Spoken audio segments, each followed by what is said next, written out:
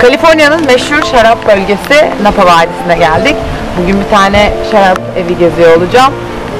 Önce bir tur alacağım, hem de tadım yapacağım. Önceden metnini duymuştuk.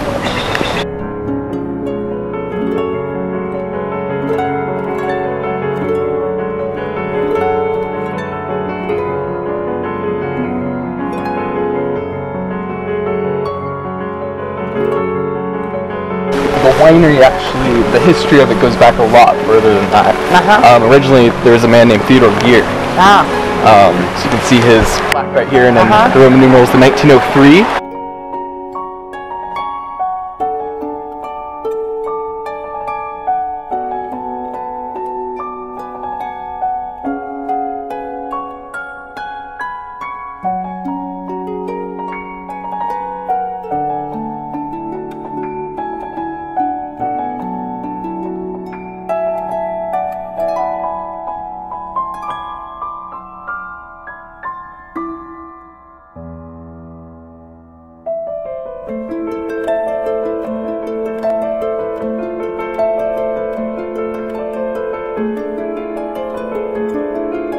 This is the original barrel cellar from way back in 1903.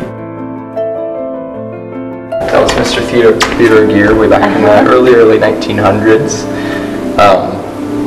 And being out here, a little bit separate from the valley, it was hard to get barrels. And this is where we were. Yeah. These are the two pillars. Yeah, exactly. And these have been moved to right here as we came around, backing the horse. We still use that today. So up on the third floor, the top of the hill, they had and we have the crush. So they take the grapes up there and crush it, and a lot of the fermentation tanks, you guys saw the window up there, takes place on the second floor, and then the aging, of course, here on the first floor. So you'd kind of have the wine flow from station to station, so you wouldn't need to pump it around or anything like that. And it's in place, it's gentler on the grapes, so we definitely take advantage of the area. Would have these big, kind of Gatsby style parties up here. One thing everyone kind of thought he was crazy for was when during his time in the early 1900s, Napa was all about big volume, jug wines.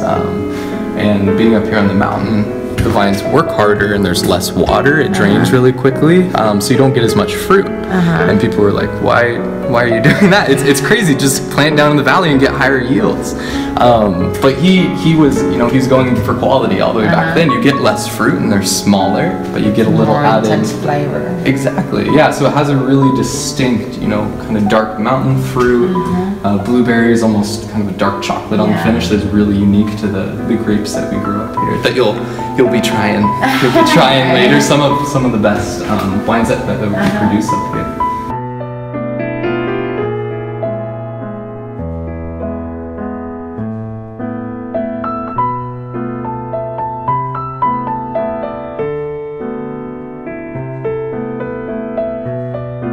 This Pinot Noir ourselves, but it's not here in Napa. It's about 2 miles from the coast over in Sonoma.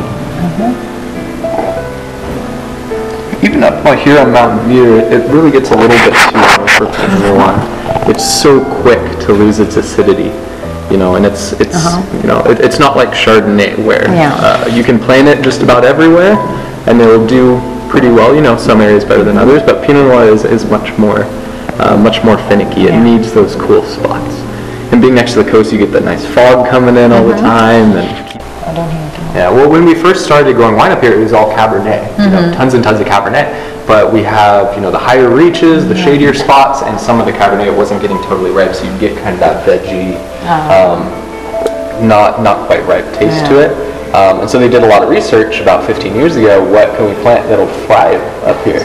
And they came along Malbec, and that's also when we planted the fun things up top, like Athenian, Veltliner, and Albarino. It actually grows, in the shadier spots, and the majority of it's grown up at the top with the white vine, all the way to the top of the mountain. Baktın mı sonra? Beğendin mi?